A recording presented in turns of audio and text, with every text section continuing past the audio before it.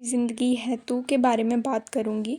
सबकी तरह मैंने भी एक्सपेक्ट किया था कि ये बहुत अच्छा ड्रामा होगा, लेकिन असलियत में इसकी जो स्टोरी लाइन है वो बहुत ही ज़्यादा प्रॉब्लमेटिक थी। का जो मेन हीरो है कामयार, वो एक अमीर घर की बिगड़ी औलाद है।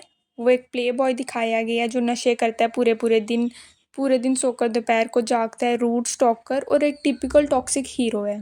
टिपिकल टॉक्सिक स्टोरी है इसलिए ऑफ कोर्स राइटर्स ने हीरो के साथ एक लड़की रखी है जो पूरा टाइम उसके साथ रहती है और कामयार के प्यार में बिल्कुल पागल है।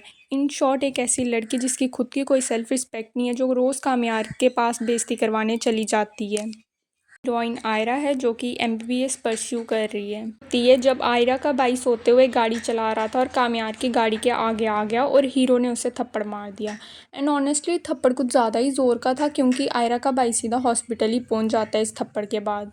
That it's alright to slap someone, but Ira's brother was also in the wrong here. Ayra को वो बात समझ ही नहीं आई बिल्कुल, और उसने कामयार की गाड़ी को डैमेज कर दिया, कुछ तो नेल पॉलिश से टायर पंचर करके, जिसके बदले में कामयार की ईगो हर्ट हो गई और उसने आयरा की गाड़ी को जला ही दिया, जो उसके पापा ने उसे नई नई गिफ्ट दी थी। उससे थप्पड़ मार दिया और यहीं से स्टोरी पूरी चेंज होती है। जो मेन लीड ने इस चांटे के बाद टॉक्सिसिटी की हदें पार की हैं, वो तो तारीफ़ के काबिल हैं। उसे इस थप्पड़ के बाद अनएक्सपेक्टेडली कुछ रीजंस के कारण प्यार हो जाता है। फील हुआ कि जो राइटर्स थे वो एक एनिमीज टू लवर्स स्टोरी लिखना चाहते थे, लेकिन ये पूरी स्टोरी टॉक्सिक वटपैड स्टोरी की कॉपी लग रही थी।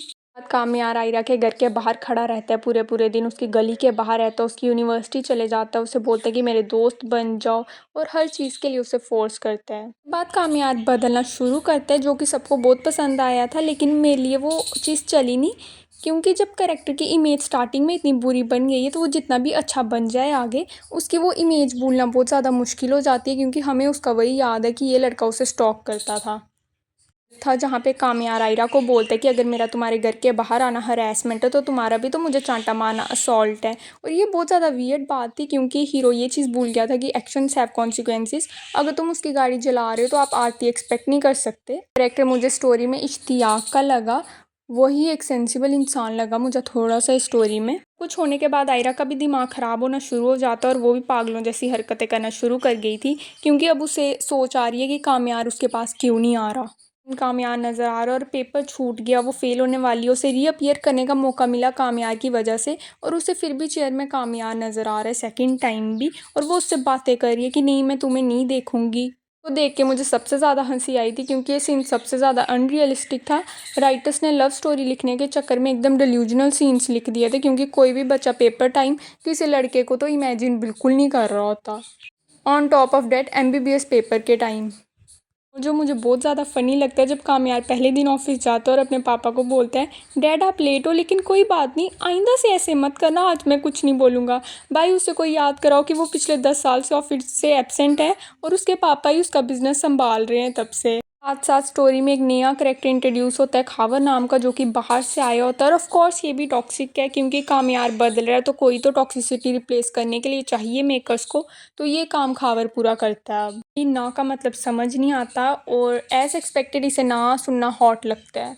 रीज़न आयरा की मम्मी को ये खावर बहुत ज़्यादा अच्छा लग जाता है, उन्हें उससे इसे में कुछ तो खूबी नज़र आ जाती है जो मैं अभी तक देख ही नहीं पाई, और वो आयरा के पीछे पड़ जाती है कि इसके लिए हाँ बोल दो, हाँ बोल दो, हाँ बोल दो।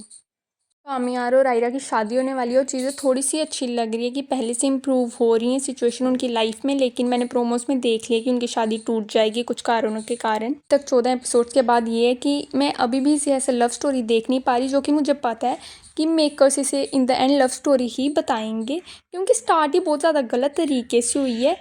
इट्स फिक्शन, लेकिन राइटिंग और स्टोरी लाइन फिर भी बेहतर की जा सकती थी बहुत ज़्यादा।